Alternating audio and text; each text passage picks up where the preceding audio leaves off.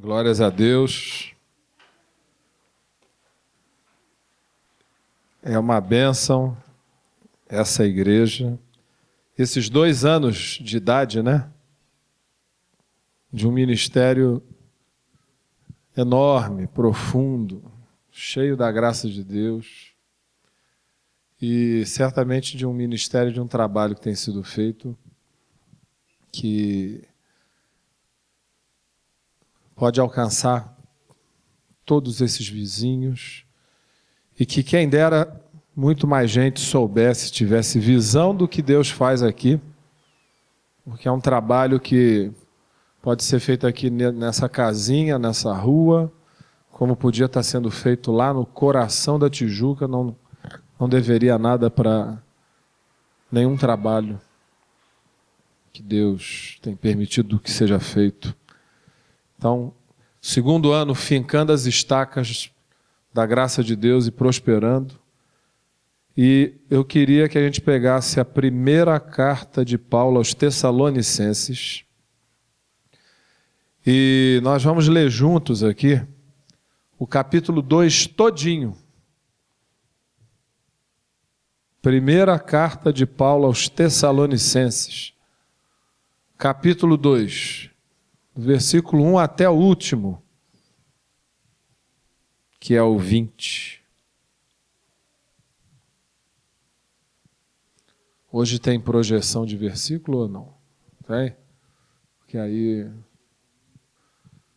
como cada um quisesse, nós vamos ler juntos. Olha aqui, vou ficar só olhando para essa paisagem, olha a beleza. Que beleza, hein, caramba. Imagina você, com Deus te dando uma igreja além dessa, uma igreja de frente para essa belezona aí, ó. Chegar lá, pastor missionário, vai para um monte de lugar, né? Capítulo 2, nós vamos ler do 1 ao 20. Deixa eu ver uma coisa, só de curioso. Se está igual ao que está aqui. Então, eu vou ler aqui, vocês leem aí. Tá bom? Vamos lá. Porque vós, irmãos... Vamos ler, saber especialmente que a nossa estada... aliás, espera aí, vamos interromper. Interrompe. Esqueci de falar uma coisa. Vamos fazer essa leitura?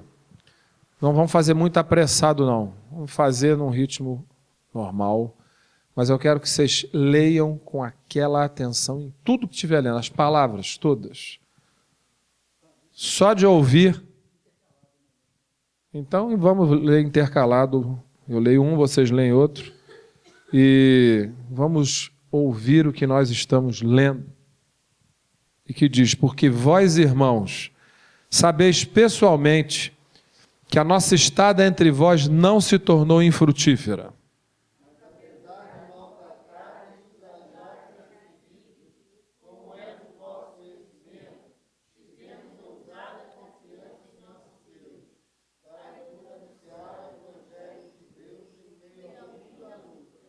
Pois a nossa exortação não procede de engano, nem de impureza, nem se baseia em dolo. Pelo contrário, visto que fomos aprovados por Deus, a ponto de nos confiarem no Evangelho, assim falamos, não para que agrademos a homens, e sim a Deus, que prova o nosso coração. A verdade é que nunca usamos de linguagem de bajulação, como sabeis, nem de intuitos gananciosos. Deus disto é testemunha. Também jamais andamos buscando glória de homens, nem de vós, nem de homens. Embora pudéssemos, como enviados de Cristo, exigir de vós a nossa manutenção, todavia nos tornamos carinhosos entre vós, qual ama que acaricia os próprios filhos. Assim queremos muito estarmos prontos a obedecer não somente o Evangelho de Deus, mas igualmente a própria vida. Por isso que vos tornaste muito amados de nós.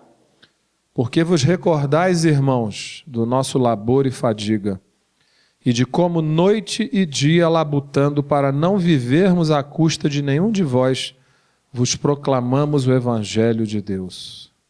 Vós e Deus, seus testemunhas do modo que exortas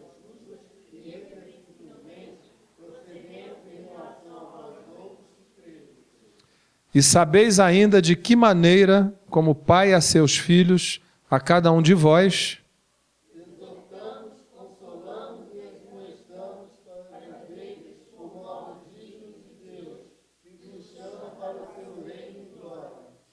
outra razão ainda temos nós para incessantemente dar graças a Deus, é que tendo vós recebido a palavra que de nós ouvistes, que é de Deus, acolhestes não como palavra de homens, e sim, como em verdade é, a palavra de Deus, a qual, com efeito, está operando eficazmente em vós os que credes.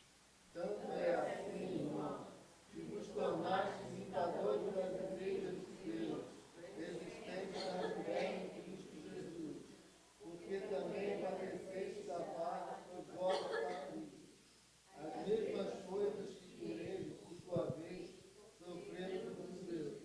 Os quais não somente mataram o Senhor Jesus e os profetas, como também nos perseguiram e não agradam a Deus e são adversários de todos os homens. A ponto de nos impedirem de falar aos gentios, para que estejam sem falta, a fim de que lhes sejam sempre emitidos seus pecados. A ira, porém, sobreveio contra eles excessivamente. Ora, nós, irmãos, orfanados por breve tempo de vossa presença, não porém do coração, com tanto mais empenho diligenciamos, com grande desejo, ir ver-vos pessoalmente.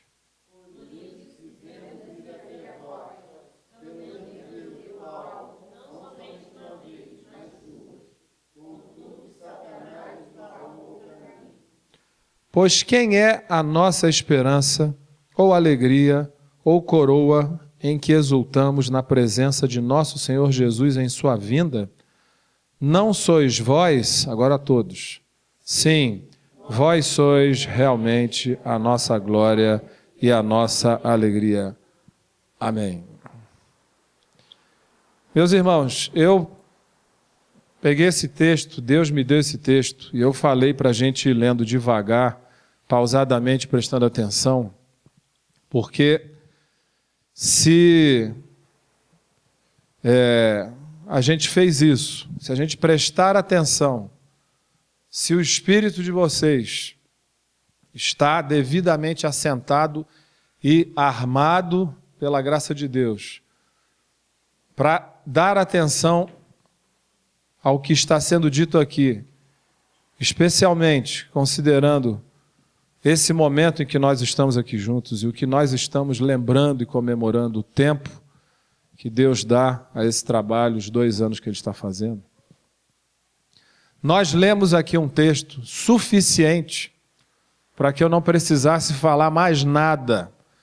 Valeria até a pena pegar esse texto e lê-lo de novo, todinho agora, revendo tudo o que está sendo dito, simplesmente lendo e ouvindo e prestando atenção nas palavras deste texto. Eu posso dizer que nas palavras dessa carta inteira, mas esse é um trecho que ele concentra muito bem o que eu aqui estou querendo trazer, que é falar a respeito do que é uma igreja firme.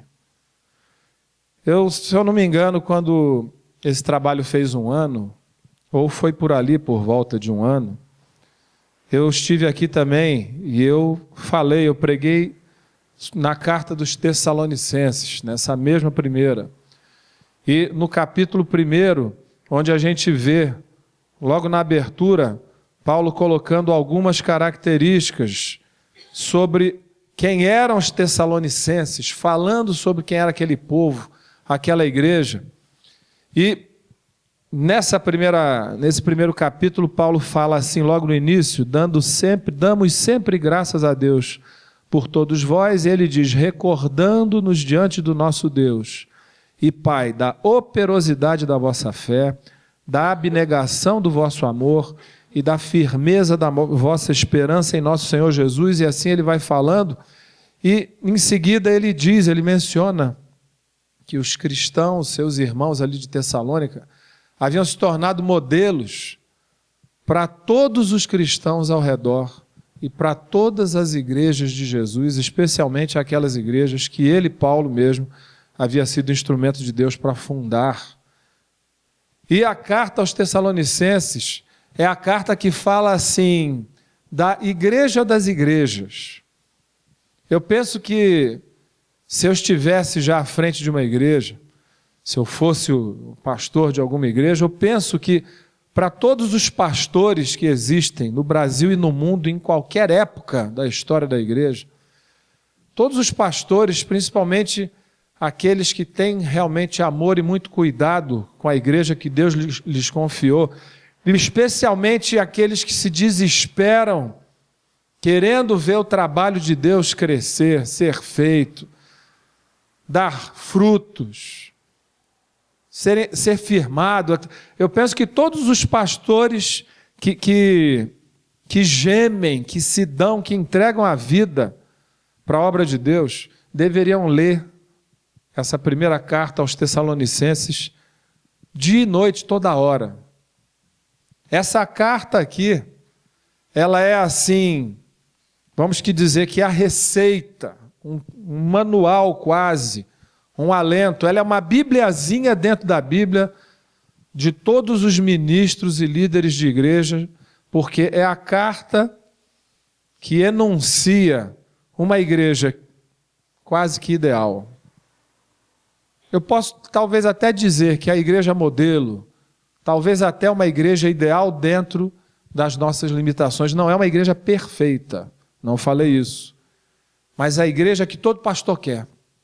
Acho que todo pastor devia viver ali em cima de Tessalonicenses e fazer dessa primeira carta aos Tessalonicenses uma leitura contínua, que ele voltasse o tempo todo. E a própria igreja, quando nós temos irmãos e irmãs que também gemem pela igreja onde estão e que desejam ver a igreja crescer e o trabalho se desenvolver, deviam ler essa carta também toda hora. Acabou, volta nela de novo, acabou, volta de novo, porque os irmãos de Tessalônica, eles foram deixados por Deus como um testemunho para todas as gerações e para nós do que pode ser o comportamento de pessoas cristãs como nós, limitadas, como diz o apóstolo Pedro, homens sujeitos, homens como Elias, sujeitos às mesmas dificuldades e paixões, mas que fazem toda a diferença no reino de Deus pelo comportamento que têm.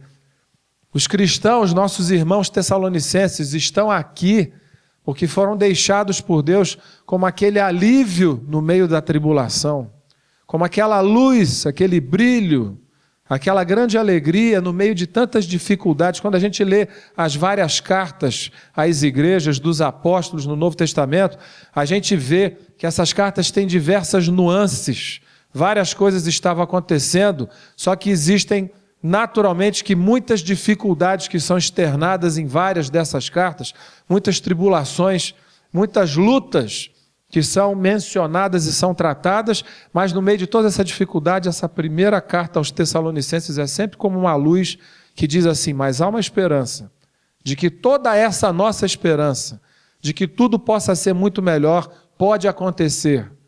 Não somente vai se concretizar naquele dia, quando nós estivermos com Jesus, quando Ele voltar, quando o reino se estabelecer, mas pode acontecer desde já.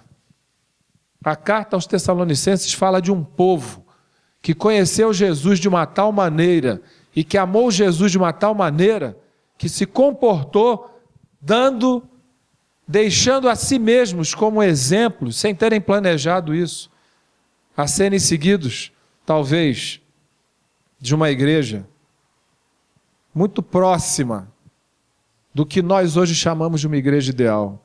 Quantos pastores não gostariam de pastorear esse grupo de Tessalonicenses?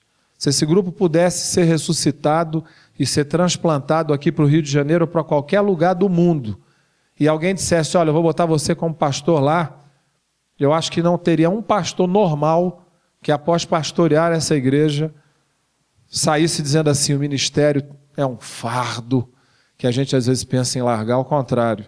Só um pastor muito maluco, que não é pastor, é que não se entenderia bem com irmãos como esses. Iam rir de orelha a orelha. Uma igreja que praticamente andava sem pastor, A igreja dos Tessalonicenses era uma igreja que não precisava de um líder central, de um cabeça, de uma figura única de referência para fazer toda a obra de Deus e seguir no evangelho tão frutífera, tão profunda e tão intensa. Os próprios irmãos trabalhavam, as lideranças estavam ali, o amor fluía e a igreja crescia. No entanto, eu volto a essa carta aos Tessalonicenses no capítulo 2 agora, no segundo ano do aniversário dessa igreja. Será que, à medida que essa igreja fizer aniversário, se eu voltar aqui, cada ano eu vou pregar num capítulo, aí ano que vem é no terceiro, no outro, quarto, sei lá, talvez, porque aqui tem tantas riquezas, que aqui nesse segundo ano, comemoração do segundo ano desse trabalho, eu queria falar rápido agora, que já falei bastante, eu vou passar por cima rápido, das características, dos fundamentos, dos alicerces, do que é um trabalho, do que é uma missão, do que é uma obra firme, fincada. Quais são, talvez eu possa dizer assim, os segredos? Quais são os segredos de uma igreja que permanece? Quais são os segredos de uma igreja vencedora? Usando um termo bem pentecostal, de uma igreja vencedora, quais são as características dessa igreja? Da igreja firme, da igreja que segue, da igreja fincada por Jesus, da igreja que se expande, que é poderosa, aleluia. Quais são esses segredos? E agora eu vou passar a sexta marcha, porque esse capítulo 2 que nós lemos aqui, só ele daria um congresso para se falar a respeito disso. Não uma pessoa só, um monte de pastores e pregadores e líderes falando. A gente podia ficar uma semana, 10 dias, um mês em congresso, examinando só esse capítulo 2, para ver a multidão de características, a quantidade de segredos, de orientações do Espírito, de qualidades de um povo firme, de um povo segundo o coração de Deus. Talvez eu possa dizer que a igreja de Tessalônica, que aqui é retratada, seja uma igreja davídica, seja a igreja Davi do Novo Testamento, aquela igreja segundo o coração de Deus. Vamos ver rápido aqui, que começa logo no versículo 1, quando ele diz: porque vós, irmãos, sabeis pessoalmente que a nossa estada entre vós não se tornou infrutífera. Meus irmãos, não há como uma igreja ser igreja para valer de Jesus e ser infrutífera. É impossível que um grupo de pessoas que amam Jesus e que se reúnem e que se amparam, porque veja bem, ser igreja não é se reunir só num espaço físico para vir a cultos. A igreja é a irmandade, são os relacionamentos entre nós, essa amizade que o sábio falou e que ele sempre fala. Quando eu venho aqui dos nossos 30 anos, nossos 28 anos, 25 anos, tantos anos, a igreja é isso, são os laços de amor, de amizade, de irmandade, de apoio, de referência, de identidade, de familiaridade. Se a gente seguir a segunda carta de Pedro, logo no primeiro capítulo, aquela introdução espetacular que ele faz, quando ele começa dizendo que a gente deve associar com a fé a virtude, e assim ele vai fazendo associações, lá no final ele fala da fraternidade, o amor. Nós fomos chamados para tudo começar pela fé e se concretizar em relações de fraternidade, e pela fraternidade nós alcançarmos o amor de Deus. E a fraternidade o que é? Senão nós nos entendermos e nos tratarmos como irmãos. Nós não chamarmos um ao outro de irmão porque isso se tornou um hábito, mas nós sermos irmãos. Irmãos nem sempre se dão tão bem. Irmãos não apenas se amam e se dão um beijinho. Alguns irmãos às vezes têm desentendimento, mas quando são irmãos para valer, quando não é um relacionamento doente completamente, na irmandade existe uma afetividade que nada destrói. Na irmandade existe o desejo pelo irmão. Na irmandade existe uma intimidade que só há entre irmãos. Na Irmandade, mesmo que a gente se bique, se desentenda, daqui a pouco a gente pede desculpa e volta. Nós fomos chamados para ter esse tipo de relacionamento, e não para que a gente, quando tem algum problema com algum irmão, com alguma pessoa na igreja, com um pastor ou não, que a gente se bata de frente, se desentenda, se zangue, e aí cada um vá para um lado, e eu nunca mais apareça naquele lugar, ou eu nunca mais queira ver aquele irmão. Não! Na fraternidade, nós temos laços que nos unem para sempre, e se a gente chega a esse nível, um dia nós vamos estar experimentando o misterioso, incompreensível, indescritível amor que está acima até da lógica. Quando nós vamos estar perdoando o imperdoável, tolerando o intolerável, suportando o insuportável. Uma igreja que é a igreja para valer, não tem como ela ser infrutífera. Essa é uma igreja frutífera. E aqui pela oração mesmo da Sumara, se eu não me engano, quando ela falou da importância do que Deus tem feito nesse lugar pelas vidas de tantas pessoas. Quantas pessoas já passaram por aqui? Eu, pela graça de Deus, pela misericórdia dele e do Sávio, que venho aqui continuamente porque ele me chama, eu tenho acompanhado essa história. Eu já vi várias pessoas que não estão mais aqui. Eu estou vendo pessoas que não estavam no início. Mas mesmo as que não estão mais aqui, mesmo as que estão recentemente, existem pessoas aqui, como em qualquer igreja, que estão passando. Muitas ficam, outras passam. Essa é uma dinâmica que talvez aconteça em qualquer lugar. O que importa é quantos já foram abençoados nesse lugar. Todos os que já passaram por aqui, todos. Nenhum, nem os que não estão aqui mais, não foram abençoados. Mesmo que alguém possa ter deixado de vir porque se desentendeu com alguém, mas foi abençoado enquanto esteve aqui. Não há como uma igreja ser igreja para valer e ela não dar frutos. Eu teria muito mais coisa para falar sobre isso, mas não dá. Vamos seguir adiante. Versículo 2. Mas apesar de maltratados e ultrajados em Filipos, como é do vosso conhecimento, tivemos ousada confiança em nosso Deus para vos anunciar o evangelho de Deus em meio a muita luta. Só esse versículo já dá uma semana para a gente ficar aqui vindo no culto de manhã e de noite para tratar sobre ele, porque, meus irmãos, ser cristão, fazer parte de um grupo firme, para valer, que cresce, que tem o poder e a graça de Deus, que faz o que Deus quer, é ser de um grupo que conhece e sabe o que é maltrato, é saber o que é ser maltratado e ultrajado, como ele fala logo no início. Uma igreja que permanece, uma igreja firme, sabe o que são maus tratos e ultrajes.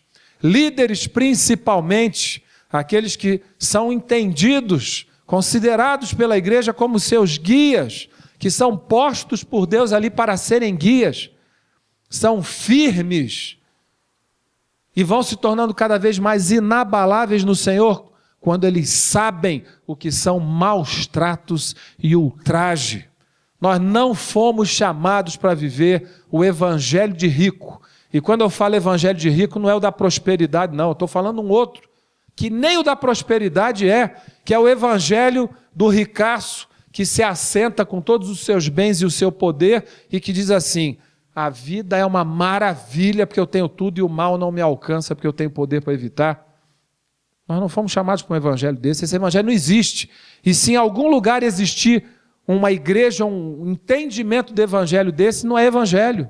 O evangelho para valer, ele vai levar todos aqueles que realmente queiram amar Jesus e seguir os seus caminhos a saber o que são maus tratos e ultrajes. Pastores, líderes, igrejas que não sabem o que é ser maltratada e ultrajada, são fracas, são muito fracas, são débeis, podem até existir, mas são muito fraquinhas. Elas vão precisar de muita mamadeira para seguir adiante, porque aquele que é firme, o trabalho que é fincado, é o trabalho de quem sabe o que é ser maltratado, o que é ser ultrajado, o que é ser considerado como um bando de fanáticos, como uns caras chatos que ficam falando, gritando, cantando uma música que ninguém gosta ou que enjoa, ou gente que incomoda, ou aqueles crentes meio burrinho. Esse é o trabalho de quem segue no caminho do Senhor. E além disso, ele fala, como é do vosso conhecimento, tivemos ousada confiança em nosso Deus. Uma igreja firme, uma igreja que se estabelece, que se mantém estável, é uma igreja onde há ousada confiança em Deus. Existe a confiança que nós já sabemos que nós somos chamados todos os dias para manter, mas essa deixa de ser apenas a confiança do início, a confiança do novo na fé, ou uma confiança básica, ela é uma confiança ousada.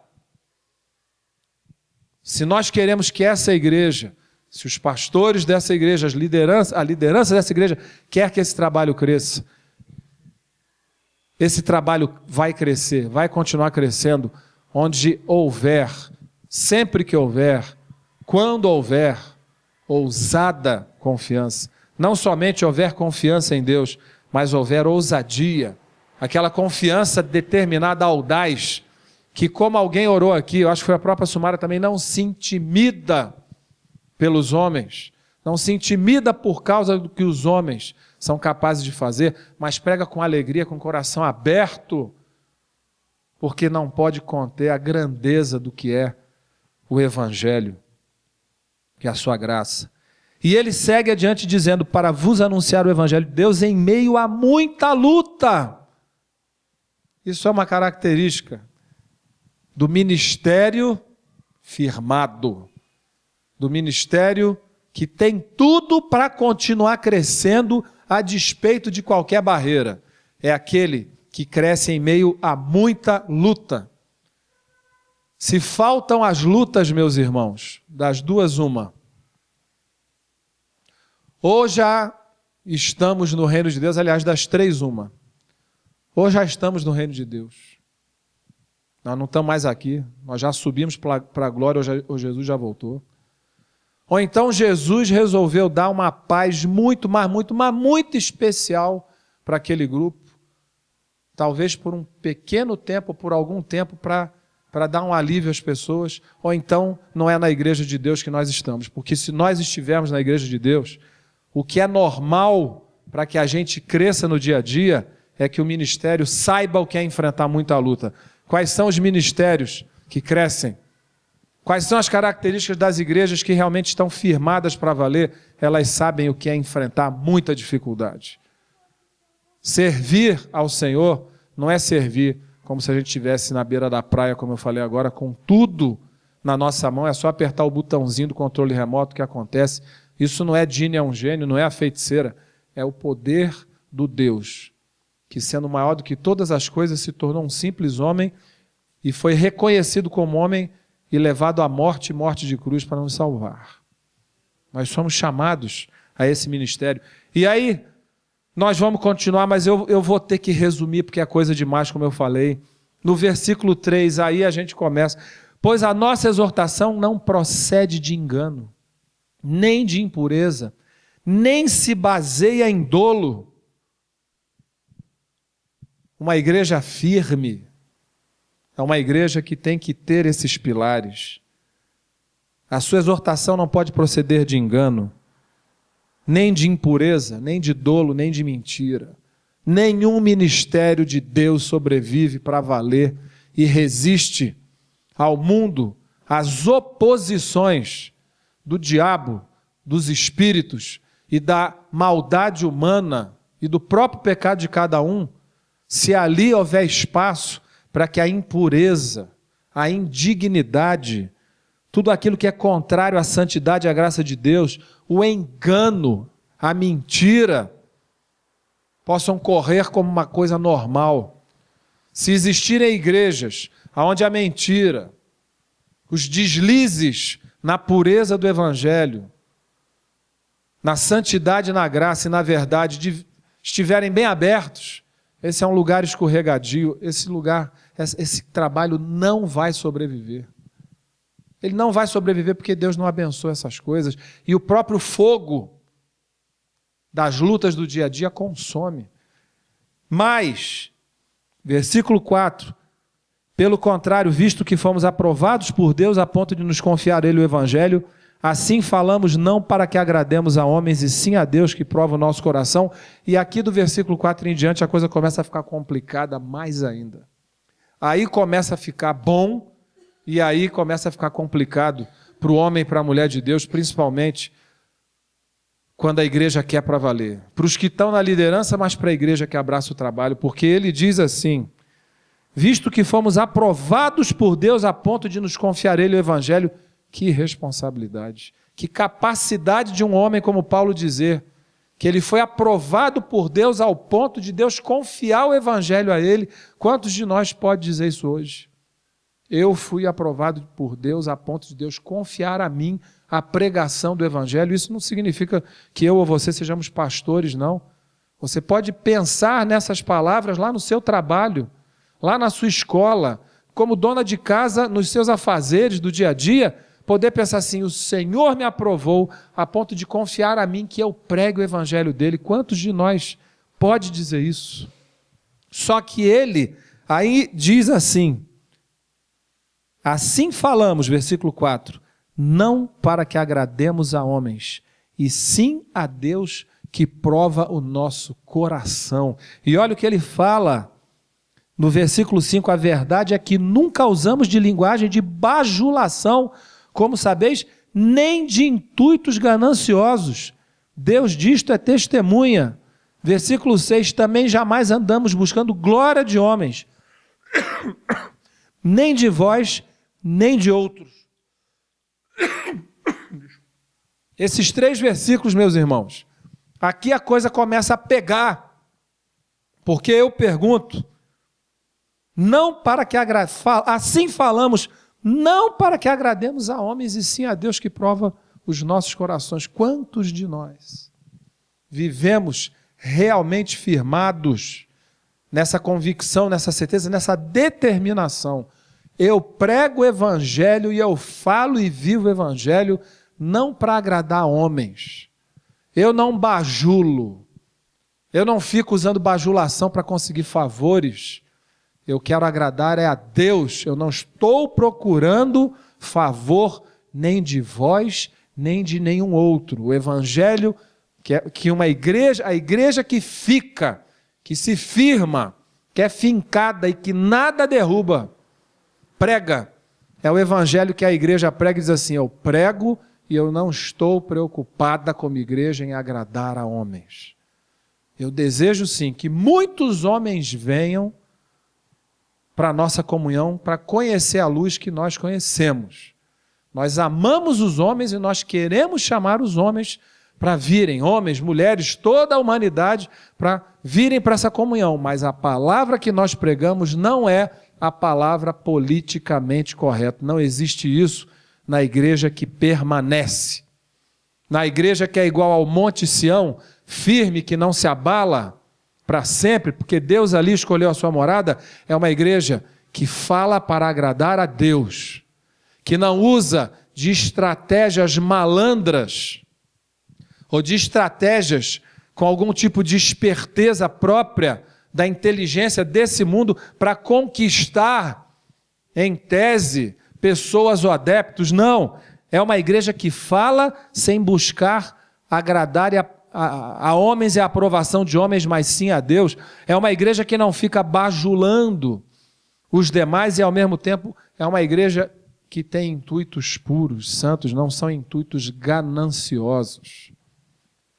Eu pergunto, quantos podem falar hoje que as suas igrejas são assim?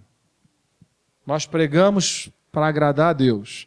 Na televisão, no ar livre, no templo, na rádio, a gente prega para agradar a Deus. Se a palavra que a gente está dando vai agradar a audiência ou não, nós não estamos atrás de audiência.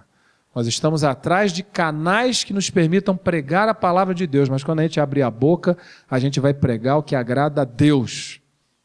Nós amamos os homens e queremos que eles venham, mas o que vai sair da nossa boca é palavra de Deus para agradar a Deus. Nós não vamos pregar de maneira a que as pessoas se sintam alegres, confortáveis de ouvirem o evangelho e nada as incomode e elas então venham para a igreja porque elas acham que a igreja é o melhor lugar do mundo, que é um lugar onde elas podem ser tudo que elas são, sem ter que mudar nada e ainda receberem conforto espiritual e bênção para continuar sendo tudo que elas são. Não! A igreja que fica é aquela que segue firme falando a palavra de Deus, como todas as características que a gente já viu até agora, haja o que houver. Mesmo que o que venha em retorno a essa palavra seja ultraje, maltrato, luta. Mas é a Deus que se quer agradar, não são os homens, não são interesses. E ele termina o versículo 6 dizendo, Deus, aliás, o versículo 5 ele diz, Deus disto é testemunha. Quantos de nós pode dizer, quantos líderes, quantos pastores podem dizer, essa igreja aqui quer pregar e viver o evangelho. Alegre a quem alegrar, doa a quem doer, mas a gente quer seguir pregando a palavra de Deus, e é isso que a gente encarna e quer encarnar. Nós não estamos tentando ver se a gente faz uma aliança de paz e de boa convivência com o mundo, só para a gente ficar famoso, aparecer na mídia, ter mais gente e mais dinheiro, mas cada um poder viver como sempre quis. Não, não é isso que nos interessa. E quantos podem dizer, Deus disto é testemunha? Eu creio. Aqui, essa palavra pode ser dita. Mas muito mais vai poder ser dita. Eu vou abreviar porque não há condições. Vou lá para o versículo 13 e depois lá para o final, para o versículo 19 e 20, onde ele diz, outra razão ainda temos nós para incessantemente dar graças a Deus, é que tendo vós recebido a palavra que nós ouvistes, que é de Deus, acolhestes não como palavra de homens, e sim como em verdade é a palavra de Deus, a qual com efeito está operando eficazmente em vós os que credes. Meus irmãos, esses homens sabiam que a palavra que saía da boca deles, embora eles fossem homens, era de Deus. E de tal maneira que eles diziam, nós ficamos felizes, além de tudo que nós já dissemos também por esse motivo. Porque vocês acolheram a palavra que receberam da gente como palavra de Deus e não como palavra de homens. E de fato a palavra que nós pregamos é de Deus mesmo. Palavra poderosa que opera em vós e transforma vocês.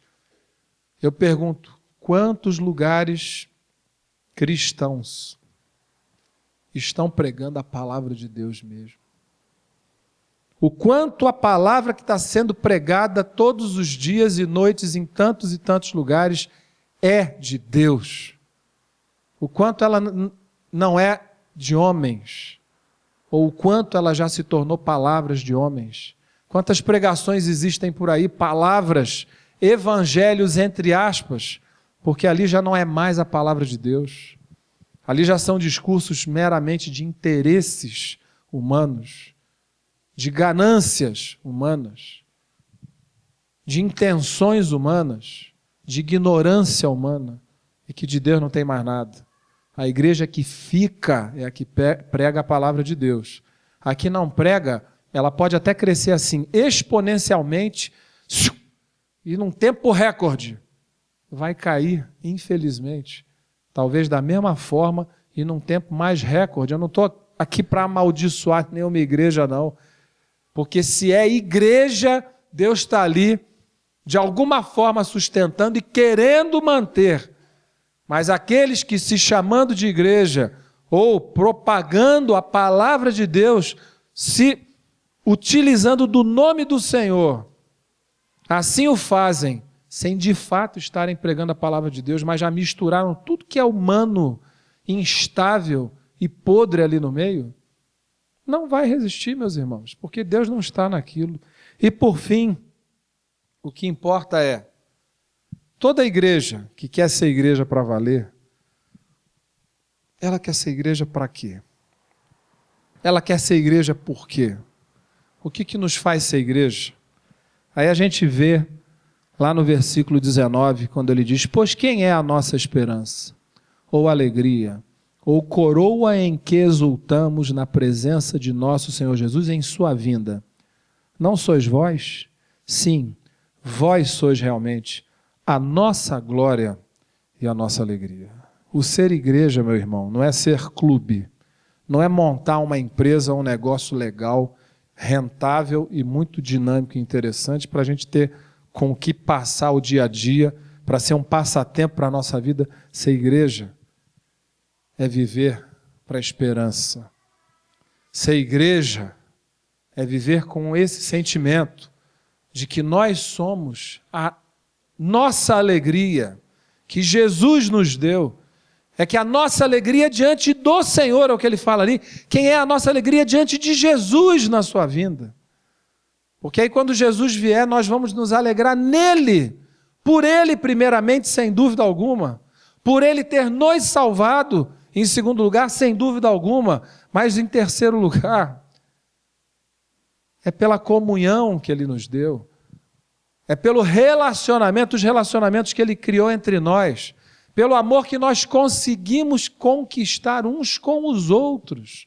O apóstolo Paulo, se vocês relerem esse texto, vocês vão ver como ele é apaixonado por todos os cristãos que existem na face da terra, em especial por aqueles que surgiram através do seu ministério, mas mesmo os que não surgiram pelo seu ministério, como tem cartas que ele escreve para igrejas que não foi ele que fundou, ele era apaixonado pelo seu semelhante, porque nele explodia o amor de Cristo.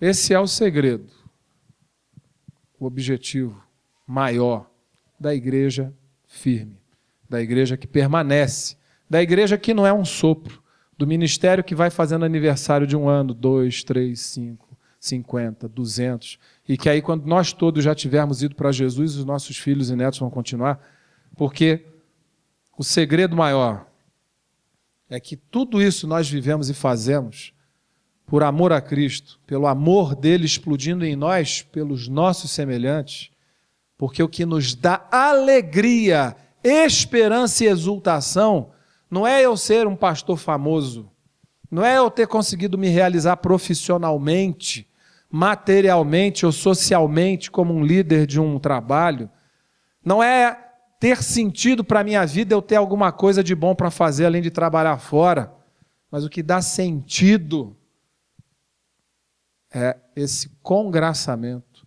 é a gente ter aprendido a encontrarmos uns aos outros, é a gente se amar, é a gente ter em nós mesmos, uns nos outros, o grande motivo da nossa exultação em Jesus.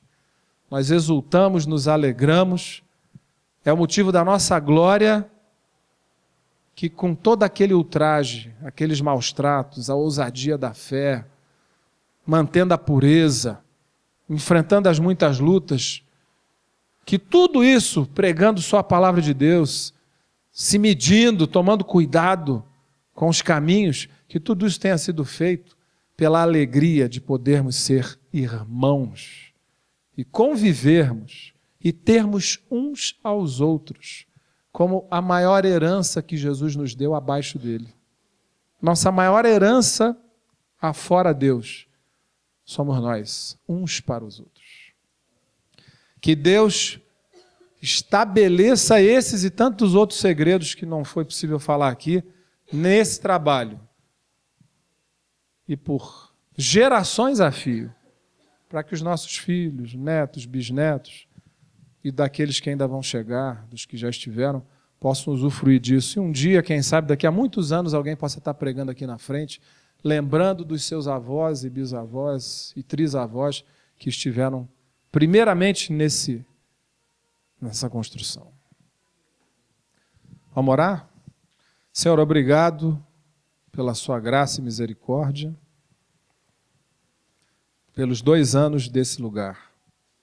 Que o Senhor dê muitos e muitos anos a esses irmãos, a essa comunhão. Não é o local físico que importa, o local passa, pode ser aqui, daqui a pouco pode ser em outro lugar, pode se multiplicar, mas o que importa é esse relacionamento contigo e essa comunhão, que esse sentimento de amor que o apóstolo Paulo tinha pelos seus filhos na fé, como ele chamava, aqueles que ele gerava pelo Evangelho, possa existir no coração do Sávio, da Cecília, daqueles que estão na liderança, e uns para com os outros, daqueles que são os irmãos alimentados e pastoreados pelo Sávio, pela Cecília e pela liderança para com eles.